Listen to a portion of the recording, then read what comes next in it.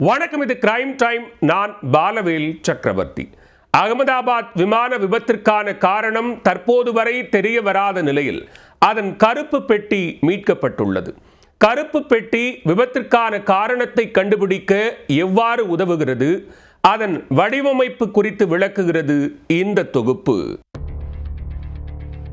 241 பேரின் உயிரை பறித்த அகமதாபாத் விமான விபத்தின் மீட்பு பணிகள் நிறைவடைந்த நிலையில் அதன் கருப்பு பெட்டியை மீட்பு குழுவினர் மீட்டுள்ளனர். கருப்பு பெட்டியில் பதிவாகி இருக்கும் தகவல்களை முழுமையாக ஆராய அதனை நிபுணர்களின் ஆய்வுக்கு அனுப்பி வைத்துள்ளனர். இந்நிலையில் விமான விபத்து விசாரணையில் பிளாக் பாக்ஸ் என அழைக்கப்படும் விமான பதிவு கருவி எப்படி முக்கிய பங்கு வகிக்கிறது, அதிலிருந்து கிடைக்கப்பெறும் கடைசி கட்ட தகவல்கள் விபத்திற்கான காரணத்தை கண்டறிய எவ்வாறு உதவுகிறது. பொதுவாக ஒரு விமானம் விபத்தில் சிக்கினால் எந்த ஒரு தொழில்நுட்ப கருவியும் விமானத்தில் என்ன நடந்தது என்பதை கூற முடியாது. ஆனால் விமானத்தில் வைக்கப்படும் கருப்பு பெட்டி எனப்படும் விமான பதிவு கருவி அனைத்து தகவல்களையும் துல்லியமாக பதிவு செய்து பாதுகாப்பாக வைத்திருக்கும். பொதுவாக போயிங் விமானங்களின் வால் பகுதிகளில் கருப்பு பெட்டி பொருத்தப்படும். ஏனென்றால் விபத்து ஏற்படுகையில் வால் பகுதி மட்டுமே பாதிப்பு ஏற்படாமல் இருக்க வாய்ப்பு அதிகம். விமானம் வெடித்து சிதறினாலும் கருப்பு பெட்டியை மீட்பதற்கான வாய்ப்பு அதிகம் என்பதால் வால் பகுதியை தேர்ந்தெடுக்கின்றனர். இந்த கருப்பு பெட்டிகள் உண்மையில் கருப்பு நிறத்தில் இருக்காது. பளீரென கண்களில் தட்டுப்படும்படியாக ஆரஞ்சு நிறத்தில் இருக்கும். விமானத்தின் மாடலை பொறுத்து இவை 20 முதல் 25 சென்டிமீட்டர் நீளம் கொண்டதாகவும் 12 முதல் 15 சென்டிமீட்டர் அகலம் கொண்டதாகவும் இருக்கும். இந்த பிளாக் பாக்ஸ் சுமார் 10 கிலோ வரை எடை கொண்டதாக இருக்கும். இந்த சிறிய கருவிதான் விமானத்தின் அனைத்து தகவல்களையும் நொடிக்கு நொடி பதிவு செய்து தனக்குள் அடக்கி வைத்திருக்கும். இந்த கருவி அகமதாபாத் விமான விபத்திற்கான உண்மையான காரணத்தை வெளிப்படுத்தும் என எதிர்பார்க்கப்படுகிறது. விமானம் மேடே அழைப்பை விடுத்த பிறகு ஏற்பட்ட தகவல் தொடர்பு துண்டிப்பு மற்றும் பிற எச்சரிக்கைகள் குறித்த தகவல்களை இது துல்லியமாக சேகரித்து வைத்திருக்கும் என நம்பப்படுகிறது.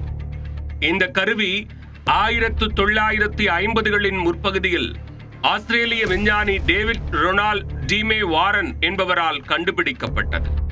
பெரும் வெடிப்புகள், கொழுந்து விட்டு எரியும் தீ, நீரின் அழுத்தம் மற்றும் அதிவேக விபத்துக்களை தாங்கும் வகையில் இந்த பெட்டி வடிவமைக்கப்பட்டுள்ளது. தண்ணீரில் 20 ஆண்டுகள் வரை அழியாமல் நீடிக்கும் வகையில் பல அடுக்குகளை கொண்ட டைட்டானியம் மற்றும் ஹை ஸ்ட்ரென்த் ஸ்டீலால் உருவாக்கப்பட்டிருக்கும். 3400 மடங்கு ஈர்ப்பு விசையை தாங்கும் வகையில் வடிவமைக்கப்பட்ட கிராஷ் சர்வைவபிள் மெமரி யூனிட் இதில் உள்ளது. ஒரு பிளாக் பாக்ஸில் முக்கியமாக 2 பதிவு கருவிகள் உள்ளன. முதலாக இருப்பது காக்பிட் குரல் பதிவு கருவி. இதில் விமானிகளின் குரல்கள், காக்பிட் ஒலிகள் மற்றும் வானொலி தகவல் தொடர்புகளை பதிவு செய்யும். இரண்டாவதாக இருப்பது விமான தரவு பதிவு கருவி.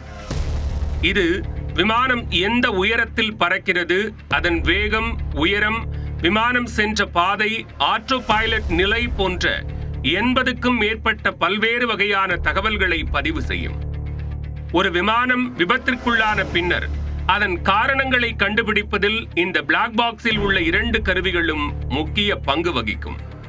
மேலும் விபத்தின் சூழலை அறிய முடிவதுடன் அதன் தரவுகள் மூலம் விமானம் தரையில் விழுந்த வேகத்தையும் கணக்கிட முடியும்.